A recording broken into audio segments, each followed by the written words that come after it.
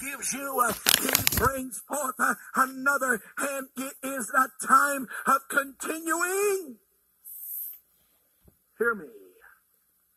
The only way that God can populate the earth with miracles is to birth them. A lot of times we like to gather them together. I feel sorry for churches that have people shopping from one place to another. Ishmael Incorporated. As long as a bandwagon's doing fine and it looks a good illusion, they all jump on. But there's only one way to get children of the promise, and that is they have to be birthed right on down the line. And if God has given you an Isaac spirit, protect it. Plead for it. Yield to it. Cry out to God.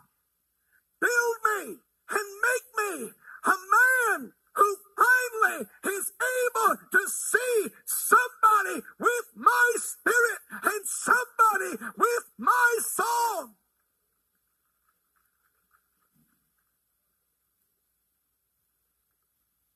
You didn't want to go anywhere anyhow. Stick around a moment.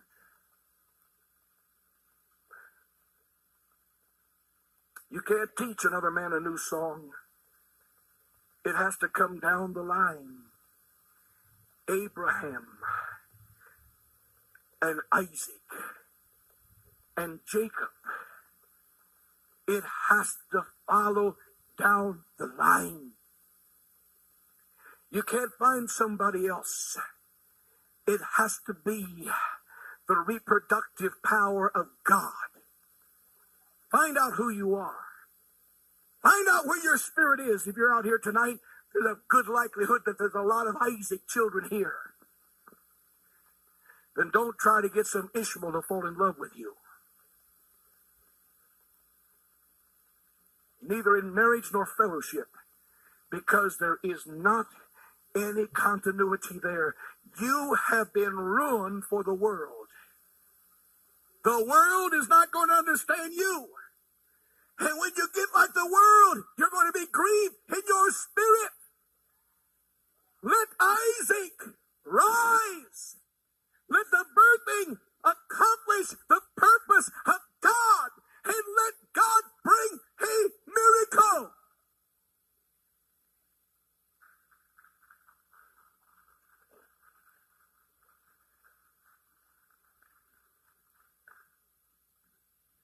You see, the Ishmael spirit just likes a good crowd and a good service.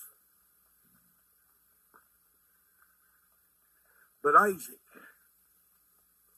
that spirit of Isaac, is the spirit that knows that God has promised something.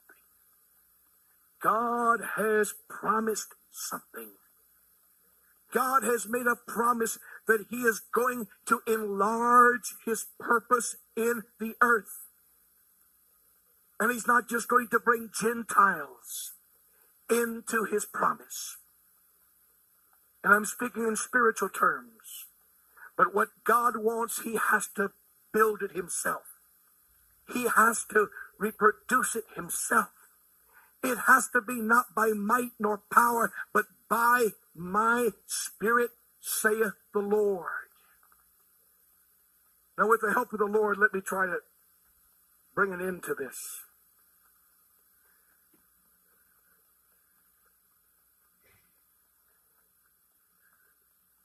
We all fit into molds, fashion and form that has been given for everything that pertains to the things of God.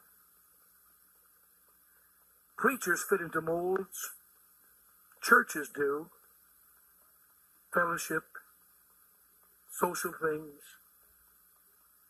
We all fit into that which we somehow expect. Remember Naaman the Syrian? What did he say when Elijah came? Elijah said, just go down and dip in the water. And Naaman said, hey, you know what I expected? I expected a prayer line. I expected him to come out and put his hand on my head and say, be healed. And he came and said, go dip in a dirty pool of water. That's not what I expected. Do you know that what I expect and what you expect is an enemy of what God wants to do? What we have in mind is hindering the purposes of God. We have a feeling. We have an attitude, an idea of what God's going to do, what a church ought to be like, what a preacher ought to be like, what a ministry ought to be like.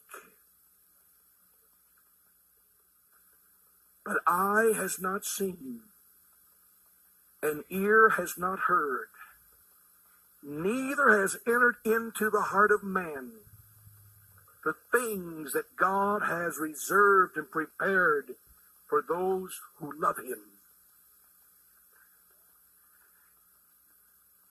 But God has a plan for healing the city that may well never be communicated. But I tell you, this God is not impotent. And his plan for Detroit is not what we see today. And his plan for marriage is not what we see today. Eye has not seen and ear has not heard, neither has entered into the heart of man what God has prepared for those who love him. God has something so much greater. God would take our Bible schools. Say, that's all right, but here, you better give me that. I'll put it in my pocket. Get it out of your way. He'd take our churches. Say, hey, you better hand me that before you get hurt. Let me put that in my pocket. All of our programs really do not impress God at all. We know what we expect in the realm of religion, but God is a God who is saying, if you would love me, you wouldn't be satisfied with this. If you would love me, you wouldn't be stuck with this. If you would love me, you wouldn't be frustrated as you are. Now just give me a little more time. I'll give you a home kit to test your spiritual life, to know where you're at in God. If you are angry, if you are frustrated, if you are mean, if there's sin in your life, don't quit trying to prune the sin, but recognize that you haven't seen from God what you ought to see. And the fruit of being off balance in God is the garbage that is in your life. You see, if you're here with sin in your life, it's not God deliver me from my sin, but God, why have you withheld the grace that you have to keep me from failing? Every time a believer who's born again fails, there's a reason why God has withheld grace. To make that man look good and to be a good witness.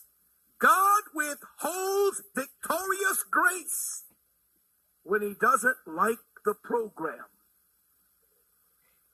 Now, I'm not going to keep you much longer, but I want you to realize that sin in the life is not a thing for counseling. It's for investigation. What is wrong with my motives? What is wrong with my worship? What is wrong with my dreams? What is wrong with my relationship? There must be something wrong. Because sin in a believer is the fruit of having a short-circuited life.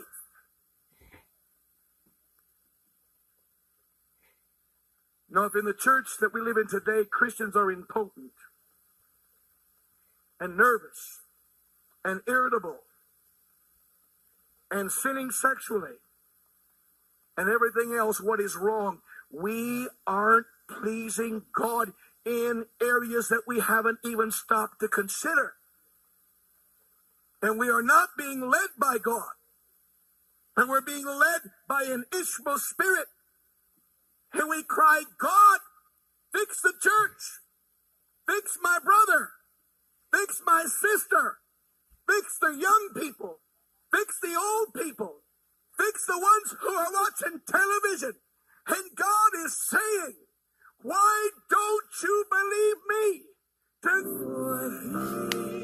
Thank you for listening to Night Vision with Pastor George Bogle. If you would like to support this ministry, please